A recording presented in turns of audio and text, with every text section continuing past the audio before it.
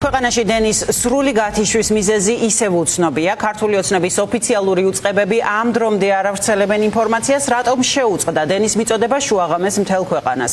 დენი გაითიშა ოკუპირებულ აფხაზეთშიც. გაურკვევლობა და ინფორმაციის ნაკლებობა ბევრ კითხვას უჩენს ოპოზიციის წარმომადგენლებს. მაგალითად, ხომ არ აქვს ადგილი გაცილებით რთულ პრობლემას, ვიდრე უბრალოდ ტექნიკური ხარვეზია და უფრო მეტიც. ეს შემთხვევა ხომ არ აჩვენებს, რომ ქვეყნის ენერგოუსაფრთხოება სერიოზული რისკების წინაშე დგას. ამ კითხვებზე და შესაძლო ვერსიებზე ქეთი ნადიბაიძე მოგვიყვება ვცლად. პირველ რიგში დავიწყებ იმით, რომ სიახლე სახელმწიფო ელექტროსისტემისგან მედიას და საზოგადოებას არ აქვს ბოლო ცნობები, რაც მისგან ვიცით, არის ის, რომ მიმდინარეობს კვლავად სამუშაოები ამ ტექნიკური შეფერხების მიზეზების დასადგენად.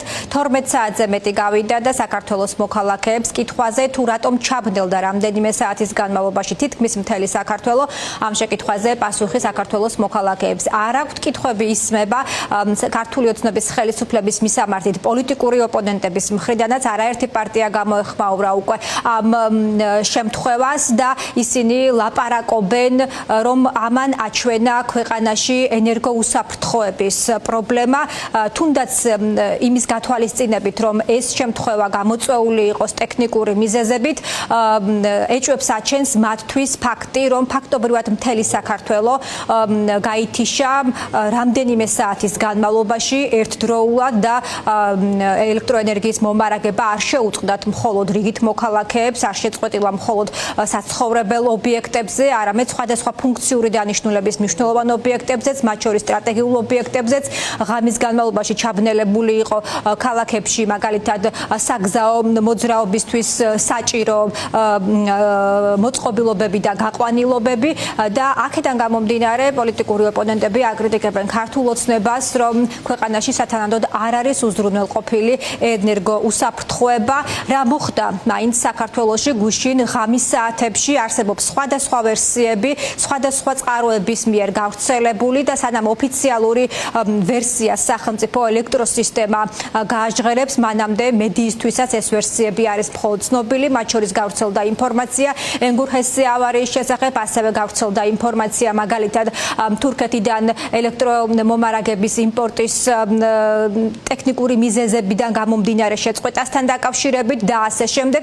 ეს არის მხოლოდ ვერსიები, როგორც გითხარით, 12 საათზე მეტი არის გასული და ჯერჯერობით ამ შეფერხების, საკმაოდ მასშტაბური შეფერხების ოფიციალური მიზეზები ჯერაც უცნობია. წარმოუდგენელია ავარია ან წარმოუდგენელია ნებისმიერი ინციდენტი ქვეყნის ელექტროსისტემებში და ამ ინციდენტს მოყვებოდეს მთელი ქვეყნის პარალიზება და მთელი ქვეყნის ფაქტობრივად ელექტროენერგიისგან წვდომის გათიშვა. ეს არის კიდევ ერთი გზავნილი და კიდევ ერთი მაგალითი იმისა, რომ ამ წლების განმავლობაში ქართული ოცნება, მათი ჩინოვნიკები, არაფორმალური მმართველები მხოლოდ და მხოლოდ ერთი საკითხით იყვნენ დაკავებულები. გამოიყენებინათ საქართველოს ენერგეტიკული სექტორი იმისთვის, რომ ეკეთებინათ ფული. ინფრასტრუქტურის თვალსაზრისით, ენერგოუსაფრთხოების თვალსაზრისით, ქვეყანა კვლავ არის ერთ-ერთი ყველაზე ჩამორჩენილი მთელს რეგიონში. სამწუხაროა ქვეყანაში, რომელსაც ყავს რუსეთი მტრად და დივერსიის ყველანაირი შანსი არსებობს რუსეთმა აქ დივერსიად სადოს, თუ ესეთი მარტივად შესაძლებელია, რომ ერთი რაღაც პრობლემით მთელი ქვეყანა გახდა დისფუნქციური და გუშინ დენი წავიდა ნახევარ ქვეყანაში და ამას პლუს უამრავი საიტი გაქრა, რაღაცნაირად ბევრ რამე შექმნა ფუნდამენტურად პრობლემა, კავშირებს ინტერესს და ასე შემდგომ. ნიშნავს, რომ ერთ რაღაც მომენტუმა შეიძლება დისფუნქციური გახადოს მთელი ქვეყანა და ეს ძალიან საშიშია, თან რომელიც ამის ახსნასაც როცა ვერ გებულობ, ხო რაღაც ავარია მოხდა, მე ავტომატურად რაღაცები გაითიშა და რამოდენიმე საათის განმავლობაში ვიმყოფებოდით ამ პრობლემატურ სიტუაციაში. არ არის კარგი და სამომავლოდ ჩვენი ქვეყნის უსაფრთხოებაზე კარგად არ მეტყოლეს. დღესაც არ ვიცით რეალურად რა მოხდა საქართველოში. ამ ფაქტმა კიდევ ერთხელ დაგვანახა აუცილებლობა და საჭიროება ინფრასტრუქტურული და ძალიან მნიშვნელოვანი ენერგეტიკული ობიექტების მშენებლობის აუცილებლობის, რადგანაც ენერგეტიკული უსაფრთხოება გახლავთ ქვეყნის ეროვნული უსაფრთხოების საფუძველი, აუცილებელია ალტერნატიული წყაროები, აუცილებელია ბაზრების დივერსიფიკაცია და რა თქმა უნდა, აუცილებელია რომ მოსახლეობა ყოველთვის იყოს საქმის კურსში და მოსახლეობას ჰქონდეს ინფორმაცია, როგორ იმოქმედოს, პრევენციული ღონისძიებები უნდა გატარდეს და თუ მოხდა ფაქტი, თუ მოხდა ავარია, ამის შემდეგ მოსახლეობას უნდა ჰქონდეს ის ინფორმაცია, რაც კრიტიკულად მნიშვნელოვანია მისთვის.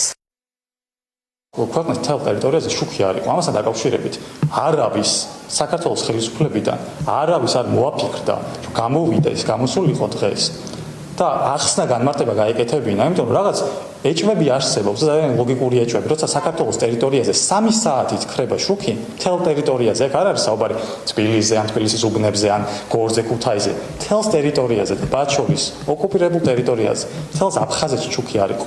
ეს რა თქმა უნდა რაღაც ლოგიკურ ეჭვებს აჩენს და ამასთან დაკავშირებით რომ არავის არც ეკონომიკის მინისტრს საერთოდ აზრად არ მოდის რომ გამოვიდეს და მოქალაქეებს აუხსნა რა მოხდა, ეს ნიშნავს იმას რომ საერთოდ ამ ადამიანებს საკუთარი პასუხისმგებლობა გააზრებული არ აქვს. მოხდა თუ არა რაიმე ტიპის ავარია, მაგალითად ენგურჰესზე, ეს ერთ-ერთ ვერსიად არსებობს, ეს კითხვა არსებობს, ფორმულა შეეცადა ობიექტის ხელმძღვანელობასთან დაკავშირებას, თუმცა ისინი ფორმულას არ პასუხობენ, ამიტომ ამ ინფორმაციას ჯერჯერობით ვერ ვაზუსტებთ და ჩვენ ვცელოდებით სახელმწიფო ელექტროსისტემისგან ოფიციალურ ვერსიასთან დაკავშირებით ინფორმაციის გავრცელებას. მე საზოგადოებას შევახსენებ, რომ საკმაო აჟიოტაჟი მოყვა საზოგადოების მხრიდან გუშინ გვიანღამით ელექტროენერგიის გათიშვას, რადგან ეს მოხდა თითქმის მთელი საქართველოს მასშტაბით ერთდროულად ჩაბნელდა საქართველო დაახლოებით ღამის 12 საათისთვის და რამდენიმე საათის განმავლობაში ელექტროენერგია არ იყო, დილიდან ეტაპობრივად მოხდა აღდგენა და განახლება. როგორც ერთადერთი განცხადება, რაც ამ დროისთვის და ინფორმაცია ამ დროისთვის ვიცით, არის ის, რომ ეს იყო ტექტიკური შეფერხება, თუმცა რა მიზეზებიდან გამოწვეული, რამდენად მასშტაბური, ვიცი მიზეზით მომხდარი, აი ამ კითხვებზე პასუხი ჯერჯერობით სახელმწიფო ელექტროსისტემას არ გაუწია.